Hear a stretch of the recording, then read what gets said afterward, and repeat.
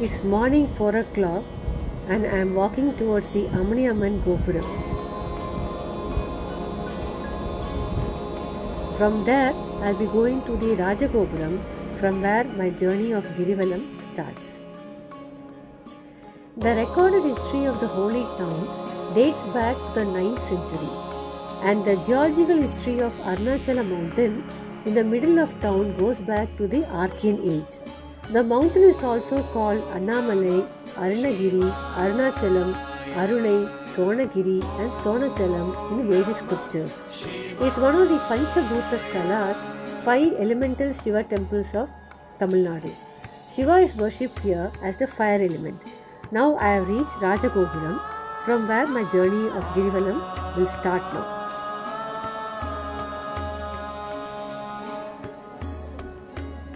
While the famous monthly full moon Girivalam around the mountain attracts massive crowds, devotees do Girivalam every day. It is said there will always be one person walking around the mountain at any time. Now, why do people do Girivalam? Devotees of Shiva believe he fulfills the desires of those who circumambulate Arunachala hill, which is considered to be a form of Shiva himself. Indeed, a mere thought of the mountain will liberate a sincere seeker from the cycle of birth and death.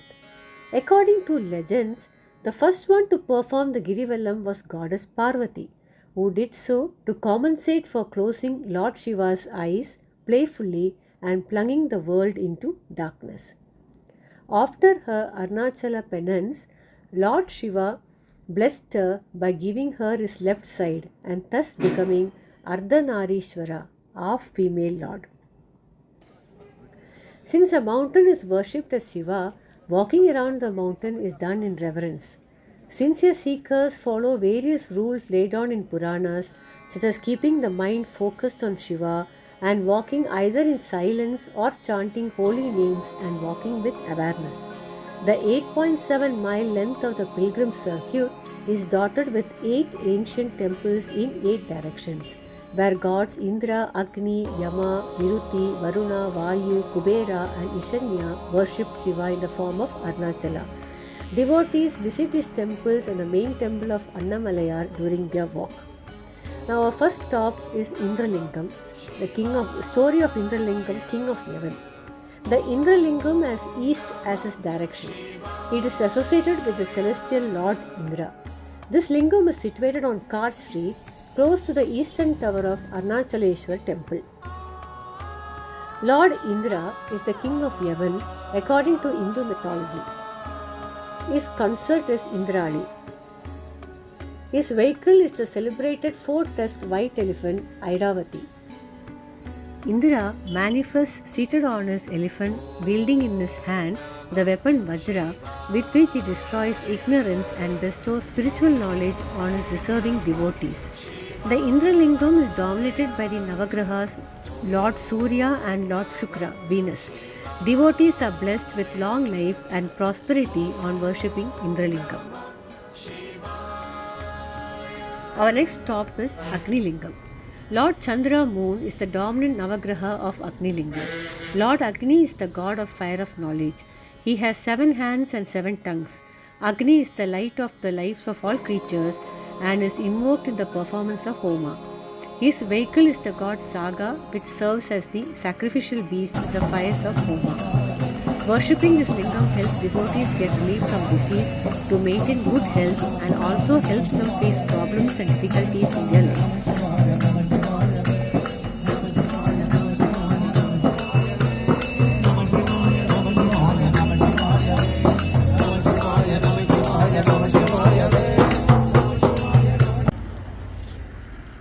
Our next stop is Yamalingam, Lord of Death. In Hindu mythology, Lord Yama or Yamraj is referred to as God of Death. The word Yama stands for twin brother, and Lord Yama is son of Lord Surya and Sanjana. Yama is also known as the Lord of Justice and is sometimes referred to as Dharma in reference to his commitment to sustain order. In the Upanishad, Lord Yama is depicted as a teacher and is father of Yudhishthira, the eldest brother of the 5 Pandavas. It is believed that Lord Yama incarnated as Vidura in the Mahabharata period. Lord Yama is the definitive controller of Lord Shiva and Lord Vishnu. He is supposed to carry a huge lasso with which he drags each being at the time of death to face heaven or hell according to the being's karma. The Vahana of Lord Yama is a black water buffalo and guardian of the south direction. As one of the Arunachala Girivalam Astalingams, Yamalingam is situated beside cremation grounds on Chengam Road. The dominant Navagraha of this lingam is Mangala Mars. Yama is portrayed sitting on his mount, a powerful black buffalo named Mahishan, with two monstrous dogs by his sides. Devotees get rid of their financial constraints worshipping the Yamalingam. Worshipping at this lingam is also conducive for addressing karmic constraints and ensuring longevity of lifespan.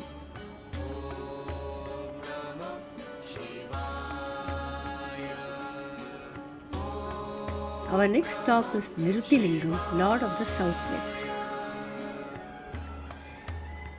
The Niruti Lingam has southwest as its direction. It is situated on the Girivalam pathway near the Shantimalai compound. It is associated with Lord Rahu. Niruti is the king of Asuras, demons, and he jointly rules the southern realm along with Yama. His associate is a dog. Legend reports that King Nala bathed in Niruti Lingam Tirtham to be relieved of sins incurred due to his karma. This lingam is specially renowned to help people recover from the bad effects of black magic and other negative energies. Health, wealth and fame are the beneficial aspects of this lingam. It is also beneficial for couples to worship at this lingam if they wish to have a child. Worshipping this lingam is believed to help devotees achieve detachment to worldly desire.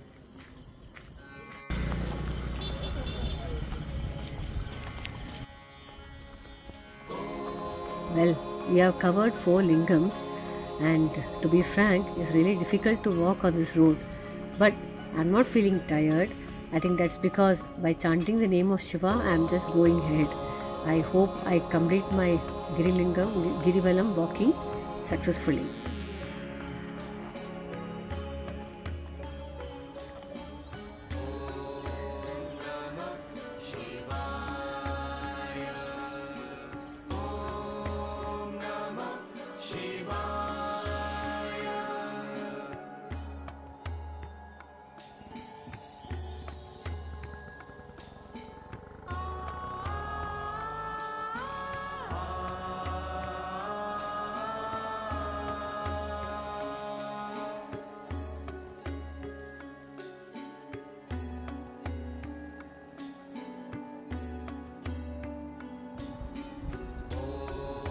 On the way, I see a beautiful Ram temple. I offer my salutations to Sri Ram. After giving my respects to Sri Ram, I am continuing with my journey.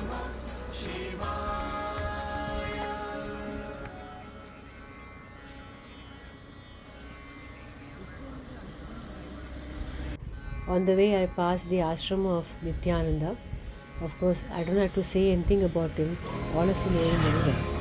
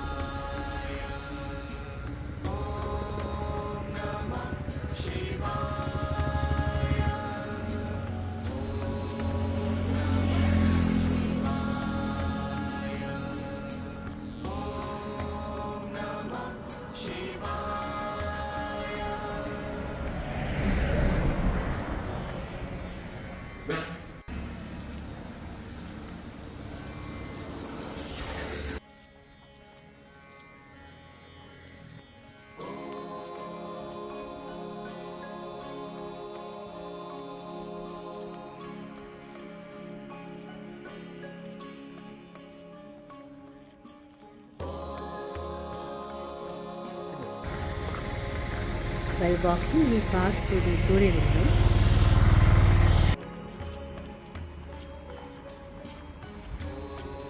We are going ahead with our journey.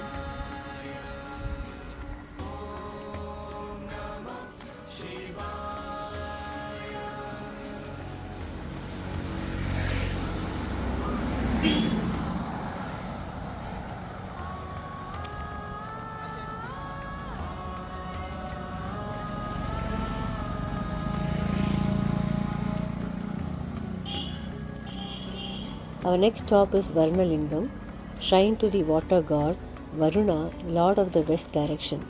The Varunalingam is the fifth of the Ashtalingam shrines and comes after the Nirdilingam. This is a shrine where Lord Varuna was worshipped Lord Arunachaleshwar and got rid of his sins. Lord Varuna is the lord of the west direction and the lord of all water bodies in the three worlds and realm. It is believed that worshipping Lord Varuna helps one get rid of accumulated sins, and the shrine is also associated with Lord Shani, the karmic lord and teacher.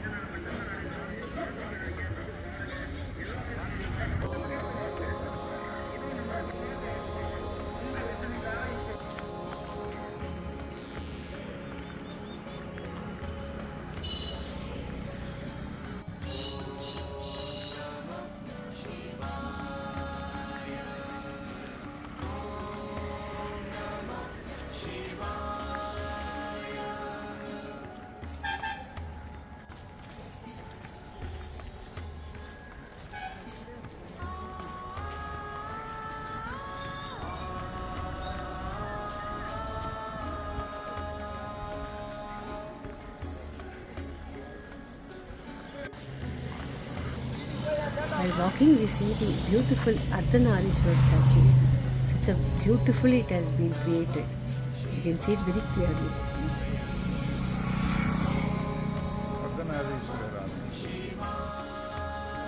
In less than 100 meters, I am walking into Adi Annamalai temple. The name of this temple, Adi Annamalai, means first or ancient Annamalai. Arunachaleshwar. Its size is small and is around an acre in size compared with the 25-acre size of Arunachaleshwar temple on the southeast side of the hill. The legend of Adi Annamalai recounts that Brahma, after his dispute with Vishnu about the fiery column, made a lingam and went to the northwest side of the hill to establish the temple of Adi Arunachaleshwar at the village of Adi Annamalai to worship Shiva. In the days of antiquity, a controversy arose between Brahma and Vishnu as to which of the two was greater. Brahma said to Vishnu, I have created the 5 elements and all the living beings with their endless differences in form and sound. Therefore, I am the absolute God. Vishnu said, the whole universe is but an aspect of mine. Of what use is your creation if I do not protect it? It's my thought power that creates, sustains and destroys the whole universe. So I am the absolute God. Their dispute resulted in misery in the manifested world. Supreme Being Parmeshwara saw this and was filled with compassion. To settle the discord and subdue the pride, Lord Shiva appeared before them in the form of blazing column of light, and a voice issued from it asking them to seek its upper and lower limits, and he who found either of these is the superior one. Both gods stopped fighting and decided to explore the ends.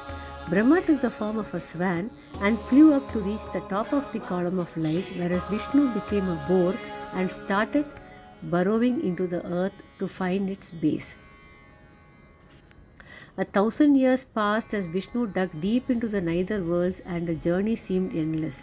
With all this power, he could not discover the base, and he got lost in meditation, with the result that he experienced the supreme light which dwells in the hearts of all.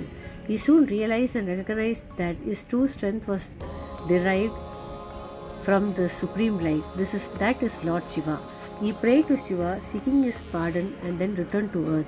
Brahma, who flew up as a swan, was mounting the sky, and higher he soared, the column of light rose higher before him.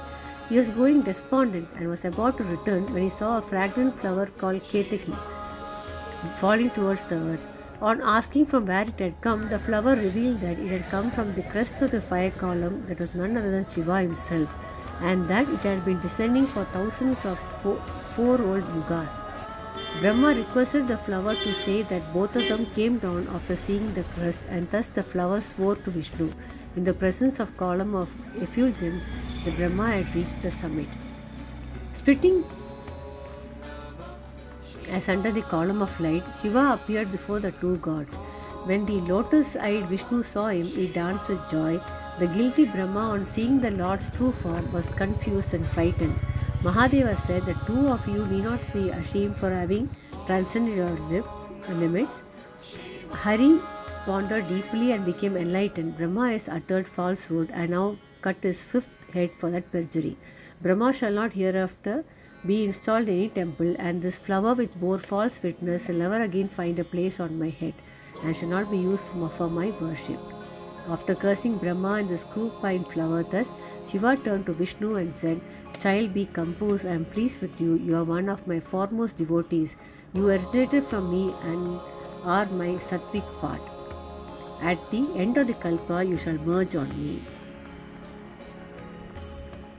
Brahma and Vishnu prayed to Shiva to abide there forever as the Tejo Lingam. In answer to their heartfelt request, Parmeshwara established himself as the Arunachala hill and also a small Shiva Lingam at the eastern foot of the hill for the welfare of the world and for those who decide to worship him and obtain illumination.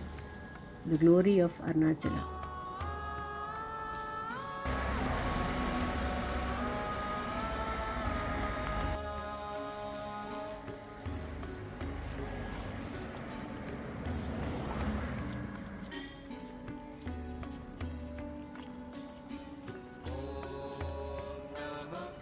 Our next stop is Vayu Lingam, God of Wind.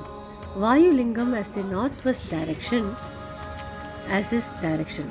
It is situated on the Girivalam pathway about 1 kilometer after the village of Adi Annamalai. Vayu is the Hindu god of wind and is often associated with Indra. His vehicle is the deer. Ketu is the dominant Navagraha of this Lingam.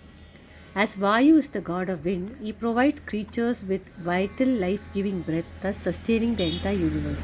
It is reported that at any time of the day and in every season, when one enters this shrine, one is always greeted by a gust of wind. Relief from heart diseases, stomach problems, lung problems and general illness are conferred to the devotees on worshipping this lingam.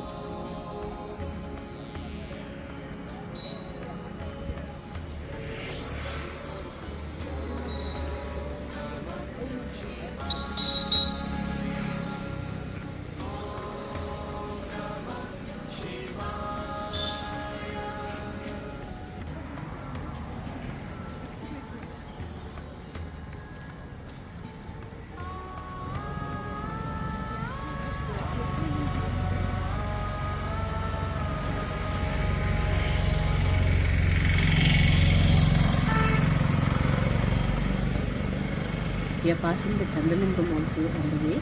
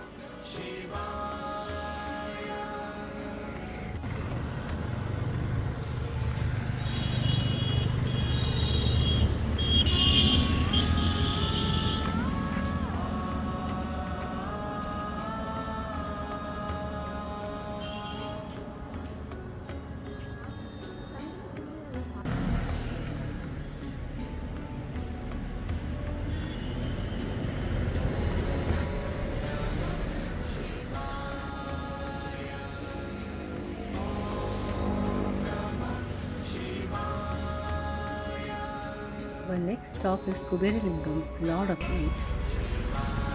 Kuberilingam has the north as its direction. It is located on the Girivalam pathway before entering the town and a few hundred meters before the Panchamukam. The Kuberilingam has Lord Brihaspati, Guru or Jupiter, as his dominant graham. He has 3 legs and 8 teeth. His vehicle is a female goat. His abode is the capital of the Himalayas. His consort is Yakshi. He is the chief of the Yakshas who safeguards the riches of the Devas. He is very friendly with Shiva. It is believed that Lord Kubera came to this place to worship Arunachala in order to maintain his wealth and prosperity. Hence, the Shivalingam was installed and consecrated at a point exactly north from the mountain. Kubera is the god of wealth and material possessions. He does not create wealth, but he is believed to be the one who distributes wealth among his devotees. And it started raining, quite heavy drizzles, but still we are continuing with our journey, not stopping in between.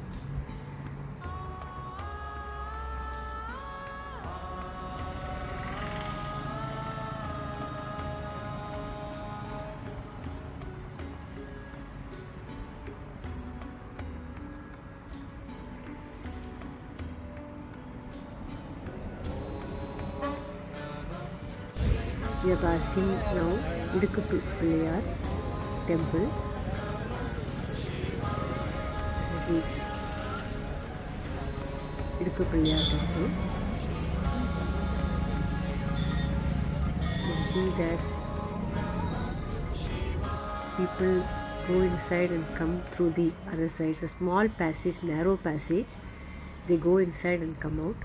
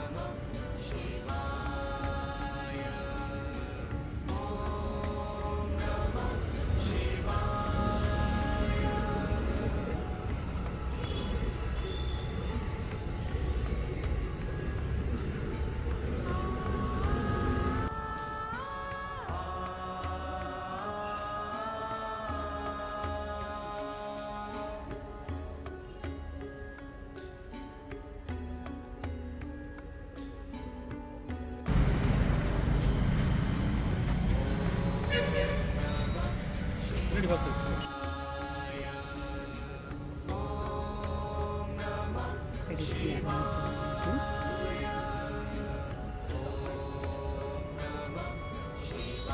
Four is very clearly seen. One mountain, one face but not sees.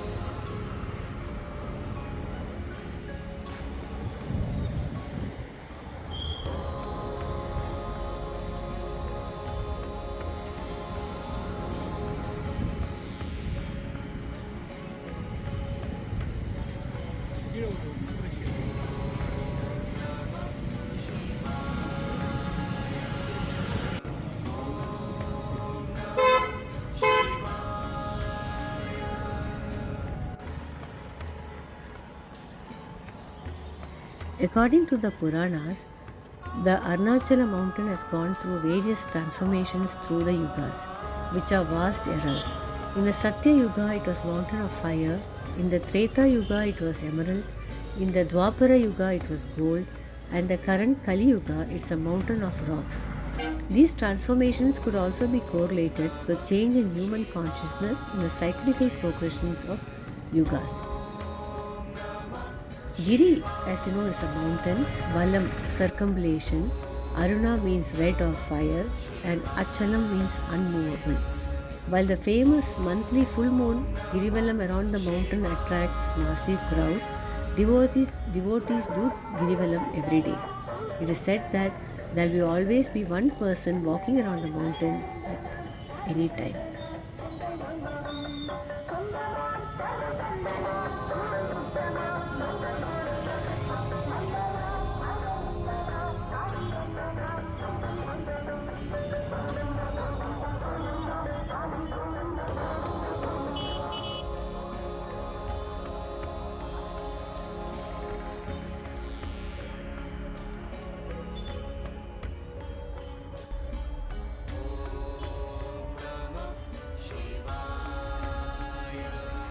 Trees are blocking the view, but they are fine. It's very clear. Now our last stop is Ishanya Lingam, Lord of the Northeast. Ishanya Linga as the northeast as a direction. It is located on the old Girivalam road to town beside the main cremation grounds. This lingam was installed by Ishanya and has Lord Buddha Mercury as his dominant Parigraha. Ishanya is one of the 7 Rudras of Shiva. He is covered with ashes and surrounded by gold. He has matted locks and fierce eyes and is seated on a tiger skin. He holds the crescent moon and the river Ganga in his locks. His body is adorned by coiled serpents. In his hands, he holds the mortal drum and the trident of Shiva. Devotees are blessed with peace of mind and on offering prayers to Ishanya Linga.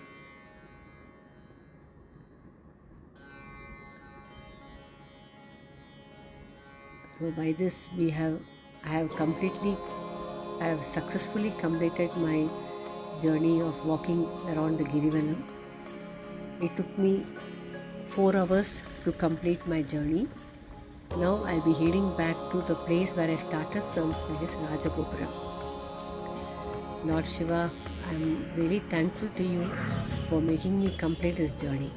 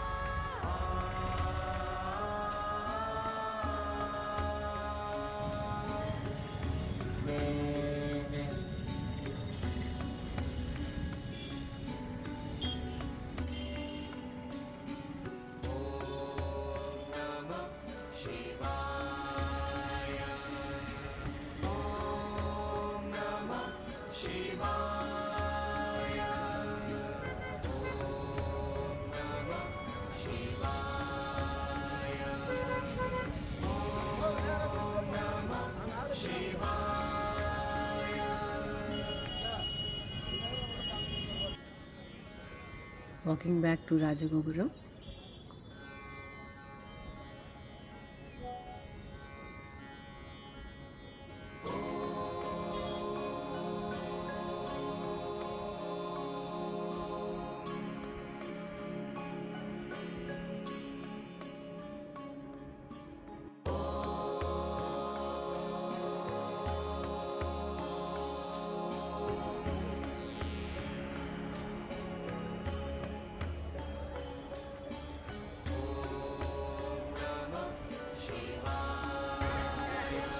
I have reached the Rajagopuram now.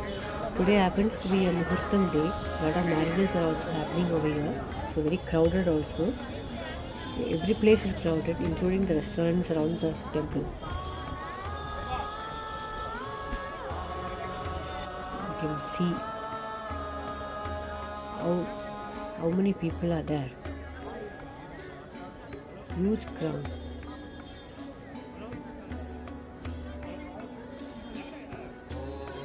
But I have managed to reach the Gopuram, Rajagopuram.